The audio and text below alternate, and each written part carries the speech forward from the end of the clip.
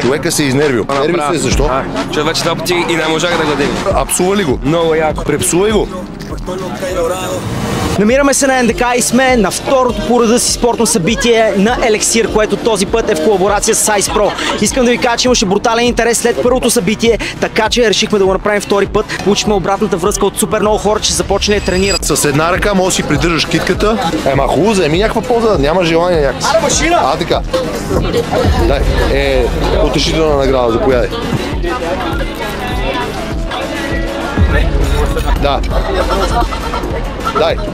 Добре, добра стратегия. 5 плюс за опита.